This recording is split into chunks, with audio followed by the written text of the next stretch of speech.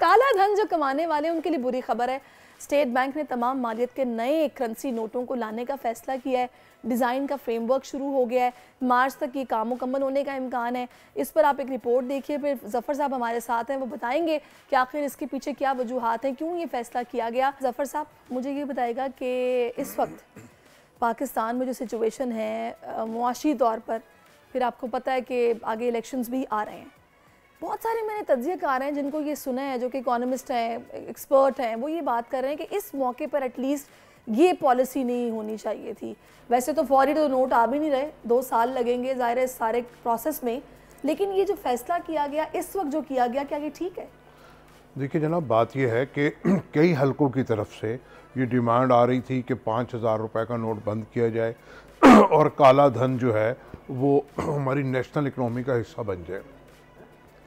तो ये भी मुतालबात है, और जो आपने फरमाया कि इस वक्त इलेक्शन का दौरान है, ये सब कुछ है, लेकिन मैं ये समझता हूँ कि जो फ़ैसला किया गवर्नर स्टेट बैंक ने वो सही वक्त पे सही फ़ैसला है। वो इसलिए कि आने वाली गवर्नमेंट के लिए ये फ़ैसला करना खासा मुश्किल काम है, वो क्योंकि उनकी अपनी सियासी मसलहतें होती हैं और जो आपस में बारगेन होती है, क्योंकि ऐसा नज़र आ रहा है अभी भी कि किसी भी एक जमात की हुकूमत नहीं होगी। तो ये फ़ैसले जो इस वक्त हो रहे हैं निगरान हुकूमत के दौर में, बड़े फ़ैसले हो रहे हैं, मैं समझता हूँ सही फ़ैसले हो रहे हैं। तो ये जमील साहब ने आप लोगों को लूप में लेके फैसला किया है या फिर ये बस हो गया है फैसला? नहीं, हम लोग तो इस लूप में नहीं है ना, हमारा इसके अंदर कोई रोल है इतना ज़्यादा कि हम इतने बड़े इसके स्टेक होल्डर नहीं हैं। मेन तो इसके स्टेक होल्डर बैंक्स हैं, या अगर आप देखा जाए तो पब्लिक है, जिसके लिए उन्होंने, मैं समझता हूँ कि एक रोड मैप दिया है, प्रोग्राम दिया है, और ये कोई अचानक नहीं हो रहा।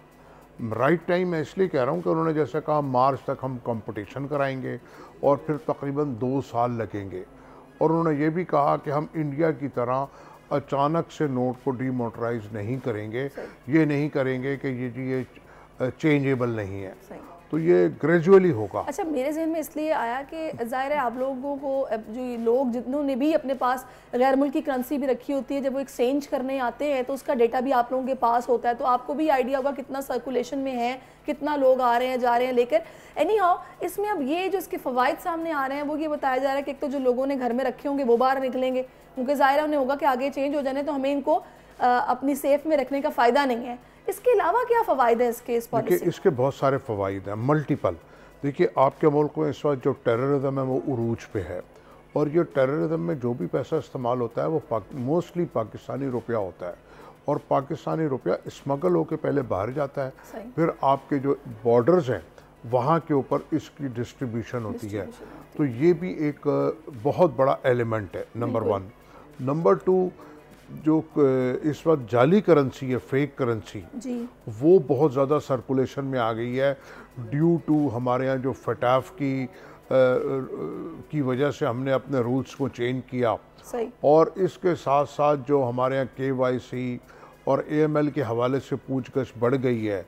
तो इस दौरान जो नकली नोटों का काम करने वाले हैं, जाली नोटों का, वो एक्टिव हो गए, और उन्होंने बहुत ज़्यादा करेंसी छापी, और लोगों के घरों में जो पैसे हैं या करेंसी नोट्स हैं, चाहे वो पाकिस्तानी करेंसी हो चाहे फॉरेन एक्सचेंज हो, तो अब ये नहीं पता कि इसमें जो फेक नोट्स हैं वो कितने हैं। तो ये मल्टीपल किस्म की इसमें फ़वाइद हैं। तो देखिए जफर साहब, चेक एंड बैलेंस जब तक नहीं रखा जाएगा तब तक तो मेरा ख्याल है नोट चेंज करने का फ़ायदा भी नहीं। देखिए चेक एंड बैलेंस करने का एक ये बहुत बड़ा टूल है कि जब लोग इसको चेंज कराएंगे तो वो जो पता लगेगा इस फेक नोट्स कितने हैं और ओरिजिनल नोट्स कितने हैं, पहली बात। फिर उसका डाटा हमारे पास आएगा, और सबसे बड़ी बात यह है कि जो लोगों के पास पैसे घरों में डंप हैं किसी भी शक्ल में, लॉकर में या कहीं, वो नेशनल इकनॉमी का हिस्सा बनेंगे। जो इस वक्त हमको अपनी इकनॉमी के अंदर ये ज़रूरत है, बहुत अशद ज़रूरत है। और फिर सिर्फ नेशनल इकनॉमी का हिस्सा बनना नहीं होता, आपका GDP भी बढ़ता है, आपका टैक्स टू GDP वो भी बेहतर होता है, आपका एम्प्लॉयमेंट भी बेहतर होता है, तो ओवरऑल हर चीज़ बेहतर होगी, और लोगों को कॉन्फिडेंस आएगा कि हम जो अपना पैसा है वो या तो बैंक्स में रखें या हम अपने पैसे को किसी बिजनेस में लगाएं। देखिए ये जो नोट तब्दील होने की बात हो रही है, इससे लोगों में घबराहट है, ख़ास तौर पे उन लोगों में जिनके पास ब्लैक मनी है। तो वो कहीं ना कहीं अब इसको इन्वेस्ट करेंगे। तो मकसद ये हमारा कि ये पैसा जो है ना बाहर निकले और एक मईशत का पहिया चले। बिल्कुल। और ये जब से 5,000 का नोट आया था तब तो उसके बाद से तो ज़्यादा ये चीज़ थी कि भाई ये ब्लैक बड़ा फ़ायदा पहुंच रहा है ब्लैक मनी वालों को, उनके ज़ाहिर है कि ये अमाउंट रखने में भी आसानी है जब बड़ा नोट होगा। अब इसमें मेरे सुनने में आया कि जो सिक्योरिटी फीचर्स भी कोई नए मुतारिफ कराए जा रहे हैं नोट में, वो किस किस्म के सिक्योरिटी फीचर्स हैं? देखिए, आपके ही प्रोग्राम के अंदर मैंने बात की थी कुछ अर्सा पहले कि जाली करेंसी पे बात हुई थी, तो मैंने इनसे कहा था कि अब हमको चाहिए पॉलीमर नोट लेके आए।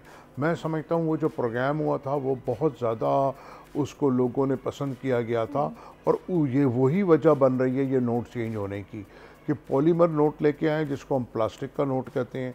नए फीचर्स भी लाए, लेकिन उसके साथ साथ हम प्लास्टिक के नोट पे अगर चले जाते हैं तो उसके अंदर फेक करेंसी तकरीबन नामुमकिन है आना। सही। और इस दौरान हमने ये देखा है कि ये जो गवर्नमेंट चेंज हुई और जो हमारे मुल्क के हालात बने, तो हम पहली दफ़ा देख रहे हैं कि फ़ॉरेन करेंसी और प्लस लोकल करेंसी इतनी बड़ी तादाद में हमारे पास फेक करेंसी आ रही है, जो कि कभी नज़र नहीं आई। और एक ये बहुत बड़े पैमाने पे शिकायत हुई, गवर्नर स्टेट बैंक साहब और जो हमारी स्टैंडिंग कमेटी सेनेट की, वहाँ पे भी ये सवालात उठे, और इतने अच्छे वो नोट बने हुए थे कि उन्होंने भी कहा कि मैं इसको नहीं पहचान सकता। तो ये इस वक्त की बड़ी सख्त ज़रूरत है, और हमको अपनी इकनॉमी को भी ठीक करना है, और हमको ये जो फेक करेंसी है वो भी, टेररिज्म भी ठीक करना है। बिल्कुल ऐसा ही। तो इस वक्त बहुत, बल्कि मैं तो कहता हूँ ये 2 साल का टाइम ज़्यादा है, बिल्कुल। इसको जल्द से जल्द होना चाहिए। अच्छा, अभी यही सवाल मेरे जहन में आया था कि भाई इसका इम्प्लीमेंट कब से होगा? तो इसमें ये एक तो जो पुराने नोट हैं इनका निकलना ज़ाहिर सर्कल में से, ये मरहलावार होगा, कैसे होगा ये भी बताएगा, और दूसरा ये जो नए नोट हैं इनको कब मतलब इसकी इम्प्लीमेंटेशन, या फिर जब ये ज़ेरे गर्दिश कब से आना शुरू हो? देखिए जनाब, ये जो नए नोट है वो जब तक स्टेट बैंक इशू नहीं करेगा तो वो तो गर्दिश में नहीं आएंगे। 2 साल ही यानी लगेंगे। उन्होंने 2 साल, ठीक है। और बाकी जो पुराने नोट हैं वो ग्रेजुअली इस जाते जाएंगे सेंट्रल बैंक को, और वो वहाँ पे जाके डंप होंगे, जो भी उसका तरीका है ज़ाया करने का, और इसी तरह ग्रेजुअली नए आना शुरू हो जाएंगे। लेकिन मैं इस हक़ में हूँ, मेरी ये सजेशन है कि ये जो भी कुछ है जल्द अज जल्द होना चाहिए। क्योंकि असल में ज़फ़र साहब आपको याद होगा कि भारत में, हमारे हमसाया मुल्क में ही कुछ ऐसी सिचुएशन हुई थी कि जब ये एकदम उन्होंने भी करेंसी नोट चेंज किया तो वहाँ तो लाइनें लग गई थी लोगों की ना, परेशान हो गए थे कि वो वापस कराने के लिए नोट आए कि भाई ये तो चेंज कर दिया आप लोगों ने, तो यहाँ पैनिक की सिचुएशन ना क्रिएट हो, ऐसा तो नहीं होगा? देखिए, पैनिक की सिचुएशन तो नहीं क्रिएट होगी कि जैसे कल गवर्नर स्टेट बैंक साहब ने फरमाया, जमील साहब ने, उन्होंने लोगों का जहन साजी कर दी है, उन्होंने रोड मैप दे दिया है क्लियर कट कि जी हम ये करने जा रहे हैं और इतने अरसे में करने जा रहे हैं। तो मैं ये समझता हूँ कि वो इंडिया वाली मिसाल यहाँ यूँ नहीं है कि उन्होंने तो ओवर द नाइट अपने जो नोट से उनको डीमोनेटाइज कर दिया, उन्होंने कहा आज से बंद, आप चेंज कराएं। तो इसलिए वहाँ पे एक जो लाइनें लग गई थी, ये हो गया था। लेकिन मैं ये फिर भी ये दोबारा से कहूँगा कि इसको जल्द अज जल्द करना चाहिए, और जितना जल्द करेंगे उतना अच्छा होगा, उतना लोगों को कम नुकसान होगा। बिल्कुल आप सही कह रहे हैं। क्योंकि जो अक्सर लोग बेचारे जिनके पास ये नोट्स हैं, जो मासूम लोग हैं, वो जब लेके जाते हैं किसी भी फाइनेंशियल इंस्टीट्यूशन में, तो वो नोट को या तो उसको वो क्रॉस कर देता है या वो पुलिस को रिपोर्ट करता है, तो जबकि वो बेचारा बिल्कुल इनोसेंट होता है। वही ज़फ़र साहब, आप तो खैर ये एडमिशन की फ़ीस की बात कर रहे हैं, मैंने तो एक नॉर्मल शॉप्स जो कि ये सूप की छोटी मोटी शॉप्स होती हैं उन पे देखा कि वो काउंटर पे जो बैठे हैं बता रहे हैं जी डेली इतने नकली नोट आते हैं। ये तो हमें अब पता चल चुका है देख देख के कि कैसे लोग चला रहे हैं। एनी हाउ, इसका ये आप बिल्कुल सही कह रहे हैं कि फौरी इस पर काम होना ज़रूरी है। मुझे ये बताइएगा, कुछ ऐसी खबरें भी हैं कि FBR को फेडरल बोर्ड ऑफ रिजॉल्व करने का फैसला हो रहा है, इसकी क्या वजूहात थी जो ये फैसला किया जा रहा है, क्या सोच के कर रहे हैं? देखिए जनाब, बात यह है कि ये फैसला बहुत खुश आइंद है और बर वक्त है, और उन्होंने तो ये फ़ैसला कल हमारी काबीना ने इसको इंट्रोस कर दिया है, और फिर साथ ही उसके कुछ लम्हों के बाद इलेक्शन कमीशन ने उस फैसले के ऊपर एतराज़ उठाया, और उन्होंने कहा कि जनाब आप क्योंकि केयर टेकर सेटअप हैं तो आप ये बड़ा फ़ैसला नहीं कर सकते। जो कि मुझको बात समझ में नहीं आई कि जब वो हमारी SIFC और दीगर केयर टेकर गवर्नमेंट बड़े बड़े फ़ैसले कर रहे हैं तो सिर्फ इस पे ही एतराज़ क्यों। तो यहाँ पे एक स्टिग्मा नज़र आया कि जनाब ये ब्यूरोक्रेसी नहीं चाहती अपने हाथ से पावर्स को निकालना। तो अब ये पॉसिबल आप होता देख भी रहे हैं या नहीं? जी, मुझे तो पॉसिबल होता हुआ नज़र आ रहा है, क्योंकि कल उन्होंने, हमारी गवर्नमेंट ने ये कहा है कि हम इसको प्रेसिडेंशियल ऑर्डिनेंस के ज़रिए इसको कर देंगे। इससे फ़ायदा क्या होगा? इससे फ़ायदा ये होगा, देखिए अभी तो जो इम्प्लीमेंट करने वाले हैं वही पॉलिसी मेकर हैं। सही है। तो वो अपनी मर्ज़ी की पॉलिसी बनाते हैं। अभी ये होगा कि पॉलिसी बोर्ड अलग होगा और इम्प्लीमेंटेशन अलग होगी। तो ये एक बहुत अच्छा इक़दाम है जो मैं समझता हूँ कि हर इदारे में ऐसा ही होता है। इसमें फिर होगा क्या कि रीस्ट्रक्चरिंग होगी, करेंगे क्या इसको डिसॉल्व करने के बाद? फिर ये जो टैक्स कलेक्शन का सिस्टम हमारे यहाँ ऑलरेडी इतना पीछे है या फिर लोगों को उस पर ट्रस्ट नहीं है, तो इसकी ऊपर फिर क्या आप होता देख रहे हैं? एक्चुअली ये इदारा FBR का डिसॉल्व नहीं हो रहा। अच्छा। इसकी रीस्ट्रक्चरिंग हो रही है और इसमें जो आपका जो पॉलिसी बनाते हैं, क़वानीन बनाते हैं, उस बोर्ड को अलग किया जा रहा है, उसका एक बोर्ड बनाया जा रहा है। और अक्सर इदारों में ऐसा ही है, चाहे आपका सेंट्रल बैंक हो, चाहे आपके मुख्तलिफ इदारे हों, तो FBR में ऐसा नहीं है कि जो टैक्स कलेक्ट करने वाला है मेंबर बोर्ड वही फैसला करता है। यानी रहेगा फेडरल बोर्ड ऑफ रेवेन्यू ही, लेकिन अंदर डिपार्टमेंट्स मुख्तलिफ हो जाएंगे, उसकी रिस्ट्रक्चरिंग उनको मजीद खुद मुख्तार बना रहे हैं, मजीद उनको एम्पावर कर रहे हैं। और हर, जैसे आपका IRS है जिसमें आपका टैक्स आ जाता है, कस्टम आ जाता है, उसका एक अलग DG होगा। और इसी तरह जो आपके I&I है उसका अलग DG होगा। तो एक तरह की अथॉरिटी भी बन जाएगी और एक खुद मुख्तार भी हो जाएंगे। उनको जो टारगेट्स दिए जाएंगे उनको टारगेट्स को पूरा करने में आसानी होगी। इसमें कोई बुराई नहीं है और दुनिया में ऐसा होता है और हमारे मुख्तलिफ इदारे ऐसा ही करते हैं। जैसे मुख्तलिफ वजारतें हैं या आपकी जो काबीना है वो एक फ़ैसला कर देती है, फिर उस पर नीचे इम्प्लीमेंट शुरू हो जाता है जो भी वजारत होती है।